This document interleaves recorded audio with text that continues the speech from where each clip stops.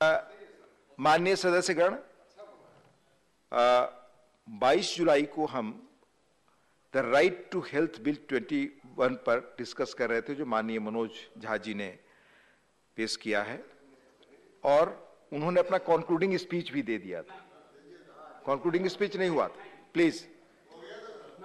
तो आप प्लीज नहीं, तो झा साहब आप अपना कंक्लूडिंग स्पीच दें, उसके बाद फिर फर्दर हम आगे प्रोसेस में।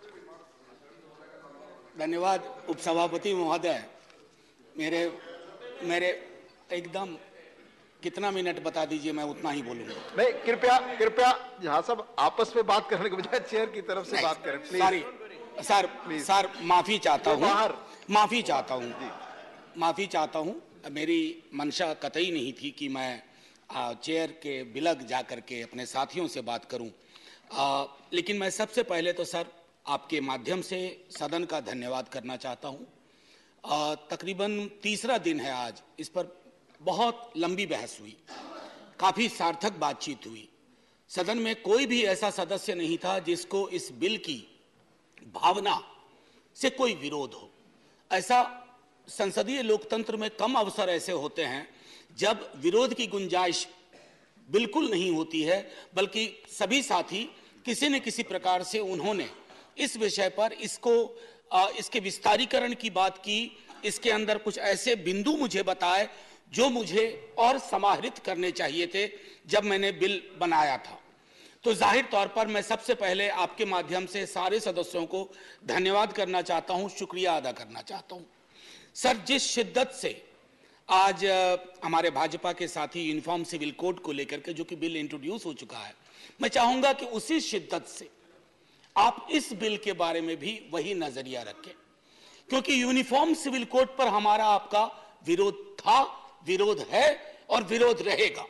लेकिन राइट टू हेल्थ पर हम में से किसी ने भी, जिसने हाल के 1 वर्ष पूर्व जब हमने कोविड की विभीषिका देखी, हमने ऑक्सीजन के लिए हाहाकार देखा, हॉस्पिटल बेड के लिए हाहाकार देखा, इसी सदन में चर्चा हुई और सारे सदस्यों ने अपनी कलेक्टिव हेल्पलेसनेस को कई दफा महसूस किया।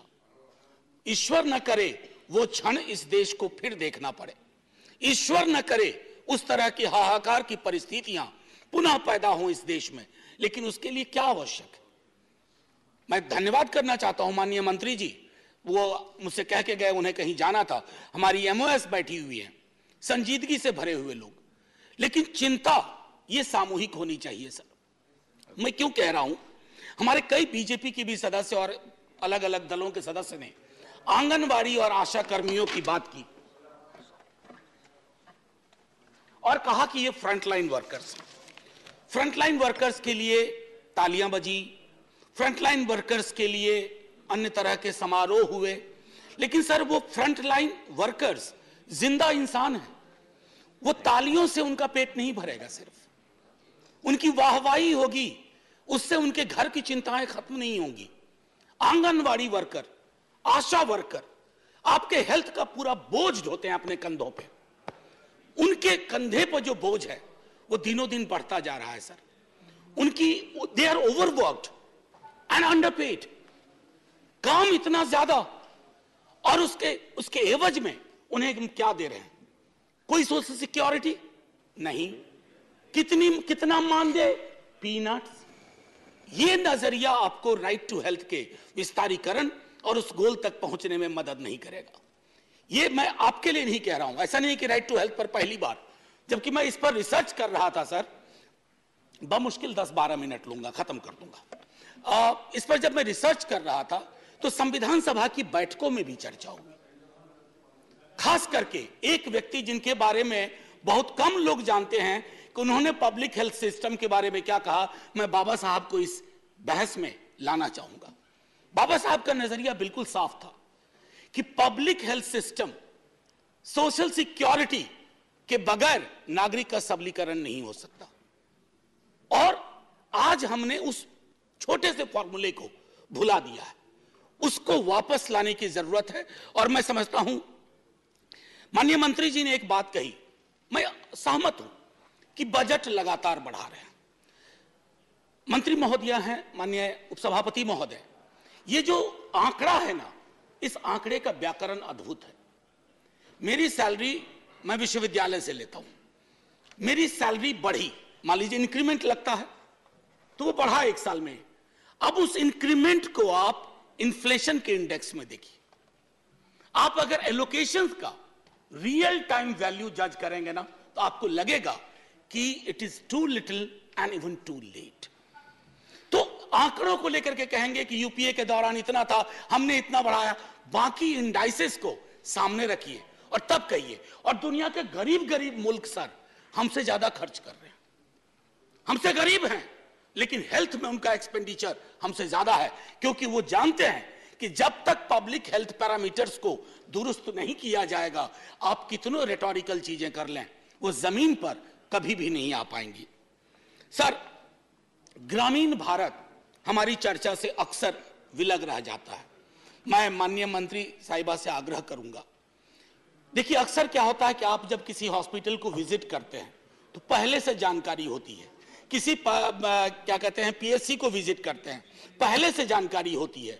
हम सुना करते हैं राजा महाराजाओं में, ना मेरा यकीन है और ना मैं चाहता हूं कि उनका उदाहरण दिया जाए, लेकिन सुनते थे किसी हिंदुस्तान में कुछ राजा महाराजा होते थे जो वेश बदल करके जाया करते थे निरीक्षण करने के लिए। वेश बदल करके जाइए, एकदम पूरा का पूरा।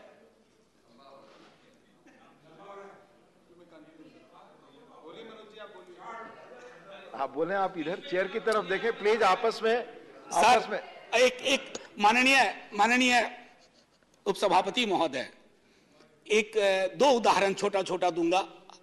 अटल जी, एक दिन अटल जी बोल रहे थे, कांग्रेस के कुछ सदस्यों ने टोका कि अटल जी इतना लंबा बोल रहे हैं। बोला, बिना प्रिपेयर करके आया हूं, प्रिपेयर करता तो छोटा बोलता, बिना प्रिपरेशन के बोल रहा। नहीं, जाहिर है सम्मान है उनके लिए। और मैं इसलिए कह रहा हूं कि मैंने पहले कह दिया था ज्यादा वक्त नहीं लूंगा। मैं जानता हूं आज शुक्रवार है, आप सबको कोई ना कोई एंगेजमेंट तुरंत बाहर होगा और मजबूरी है, पार्टी व्हिप है कि बैठना है। एनीवे, माननीय सभापति महोदय, तो ग्रामीण भारत को लेकर के जो मेरी चिंताएं थी, मैंने कहा, एक मैं अगर राइट टू हेल्थ अगर हमने इंश्योर कर लिया, मुझे याद है जब आरटीई की बात हो रही थी तब भी बहुत लोगों की आपत्तियां थी कि इससे क्या होगा, इससे क्या बदलाव आएगा।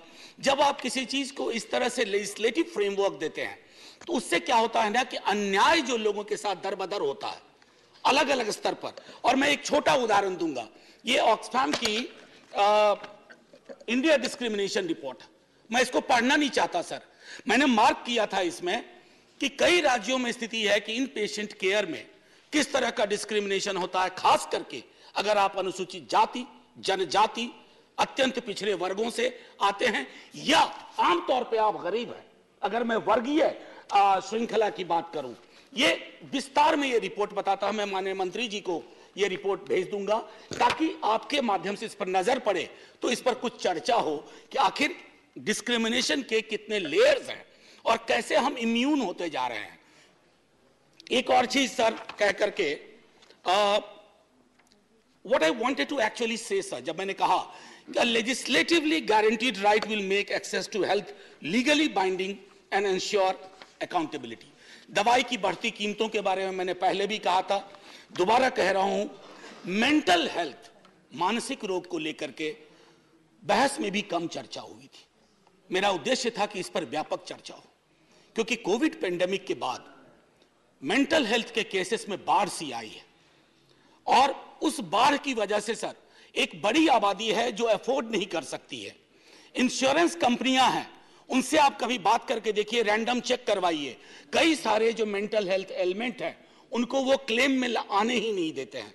ये सारी चीजें मैं समझता हूं कि अगर हम इस पर चर्चा करें। फ्रंटलाइन वर्कर्स के बारे में मैंने आपसे कह दिया, सिर्फ इतना कहूंगा कि सुप्रीम कोर्ट ने भी अप्रैल 2022 में पेमेंट ऑफ ग्रेच्युटी एक्ट को कहा था एप्लीकेबल करो आंगनवाड़ी सेंटर्स में। ये मैं माननीय सर्वोच्च न्यायालय के माध्यम से कह रहा हूं। और एक आखिरी टिप्पणी करके खत्म करूंगा, ये जो लाभार्थी है, ये लाभार्थी शब्द बहुत प्रचलित हो गया। Our people are not our beneficiaries.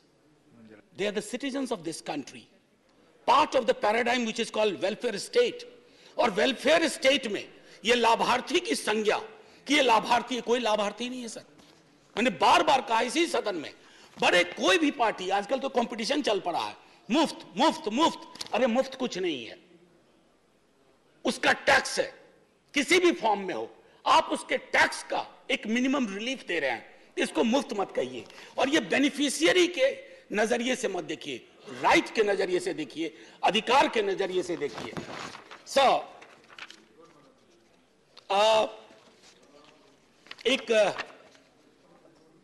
एक हास्य के लिए छोटी चीज सुना करके खत्म कर दूंगा।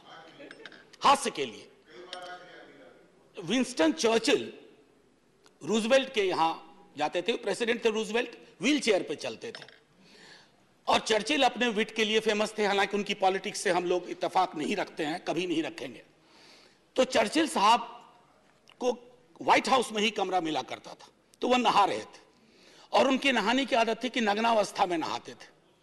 तो रूजवेल्ट पहुंच गए, रूजवेल्ट ने पूछा, जैसे ही व्हील चेयर वहां ले गए तो हकबका के रूजवेल्ट अपनी व्हील चेयर को मोड़ा। अब चर्चिल देखिए कैसे संभालते हैं, वो कहते हैं, look mister president, prime minister of UK has nothing to hide from you. मैंने इसलिए कहा थोड़ा हल्के माहौल के लिए, मैं इच्छा बड़ी थी कि मैं डिवीजन ले लूं इस पर, मत विभाजन की मांग करूं, क्योंकि यह बिल हम सबके मन का है। लेकिन मंत्री महोदया मुझे देख रही हैं टुकुर टुकुर और बाकी लोग भी, तो मैं मत विभाजन की अपने टेम्पटेशन को कर्व करता हूं इस अपील के साथ कि सर आज नहीं तो कल ये बिल आएगा, आज नहीं तो कल ये होना है। आप तो दूसरों की भी चीजों का श्रेय लेते हैं, ये करके अपना श्रेय खुद ले लीजिए। अगर आप ये कर बैठे तो एक बहुत बड़ा एहसान होगा इस देश पर, इस देश के नागरिकों पर। और शायद एक आगे जब हम बात करेंगे ना, तो हेल्थ को लाभार्थी के नजरिए से नहीं, अधिकार के नजरिए से बात करेंगे। हमारे आशा कर्मी प्रोटेक्टेड होंगे, आंगनवाड़ी कर्मी प्रोटेक्टेड होंगे, डॉक्टर पेशेंट रेशियो बेहतर होगा, पीएचसी लैक लस्टर नहीं होगी, सरकारी अस्पताल में कुत्ते नहीं सो रहे होंगे बेड्स पे, ये शायद बेहतर परिस्थितियां होंगी। Thank you so much sir, thank you to all my friends for great participation. Jai Hind, let's keep talking like that. धन्यवाद professor Manoj Kumar Jha ji. So you are withdrawing the bill, Professor Manoj Kumar Jha. You are not putting for the vote. You are withdrawing the bill. Sir नहीं, देखिए मैं एक इसमें sir करार करवाना चाहता हूं, आप यूनिफॉर्म सिविल कोड वापस ले लीजिए बिल को। नहीं, that was in a lighter note. I must say, I have spoken, my friends have spoken, Honorable Minister has spoken, and we have a general consensus. We'll take steps, but my only request is, let it not be baby steps. Let it to be a huge step at one point of time, and do it soon, and I withdraw the bill from voting. Has he leave of house to withdraw the bill? The bill is withdrawn. इस bill पर 15 लोग बोल चुके हैं और लगभग 4.5 घंटे से अधिक बहस हुई। धन्यवाद। Now we move to